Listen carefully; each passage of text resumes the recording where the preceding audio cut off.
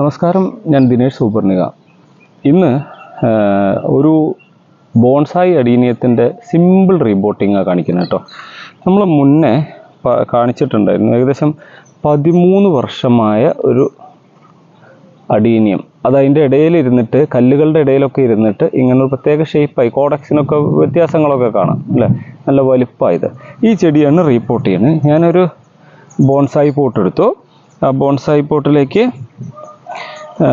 Bonsai പോട്ടിൻ്റെ അടിയിലേക്ക് കുറച്ച് ടൈലിൻ്റെ piece, ഹോളിൻ്റെ 2 മെയിൻ ഹോളിൻ്റെ മേലെ 2 ടൈൽ പീസുകൾ വെച്ചിട്ടുണ്ട് കേട്ടോ. പിന്നെ എൻ്റെ കയ്യിലിവിടെ പോട്ടിംഗ്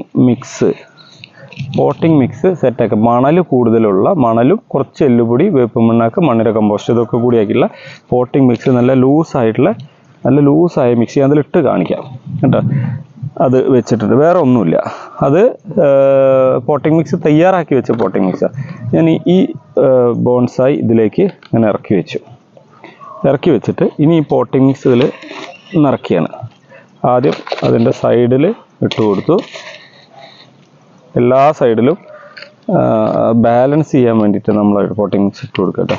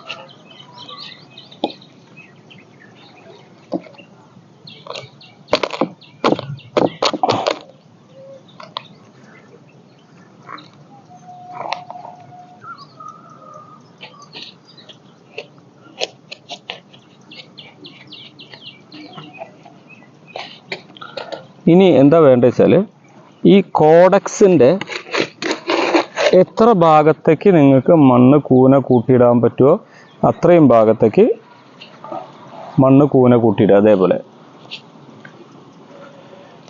എന്നിട്ട് ഈ കണ്ടീഷനിൽ വെക്കുക. 2 കാര്യമാണ് നോക്കേണ്ടത്. ഇപ്പം ഞാൻ ഒന്നും ചെയ്തിട്ടില്ല. കോഡക്സ് ഇതിലേക്ക് ഇറക്കി വെച്ചു. കോഡക്സ് നല്ല ഹാർഡായ കോഡക്സാണ്.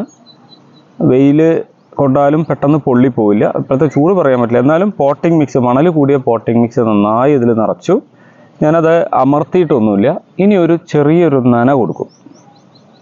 ഇപ്പോൾ സാഫൊന്നും ഞാൻ ഉപയോഗിക്കില്ല, കാരണം ഉണക്കിയെടുത്തതാണ്. പിന്നെ ഞാൻ പ്രിപ്പയർ ചെയ്ത് വെച്ച നല്ല മണ്ണാണ്. എൻ്റെ ഒരു ഇതിൽ ഫംഗസുകളൊന്നുമില്ല എന്നുള്ള തരത്തിൽ ഞാൻ ചൂടാക്കിയെടുത്ത മണ്ണിൽ വളങ്ങളും സാധനങ്ങളും ചേർത്ത് ഇട്ട് വെച്ച മണ്ണാണ്. ഈ കണ്ടീഷനിൽ ഞാനിങ്ങനെ വെക്കുകയാണ്. എന്നിട്ട് ഒരു നല്ല നന കൊടുക്കുമ്പോൾ ഇതിലെ മണ്ണ് കുറേ അതിൻ്റെ ഗ്യാപ്പിലേക്ക് ഇറങ്ങും. പിന്നെ ഒരു തവണ കൂടി ഇതിൻ്റെ മേലെ കുറച്ചുകൂടി പൊടിമണ്ണ് ഇട്ട് കൊടുക്കുക. ഈ പോട്ടിംഗ് മിക്സ് ഇതിലേക്ക് ഇട്ട് കൊടുക്കും. ചാണകപ്പൊടി ഇല്ല കേട്ടോ, അങ്ങനെ ചേർത്ത് കൊടുക്കും. ഇത് വെയിലത്ത് വെക്കുകയാണ് ചെയ്യുക.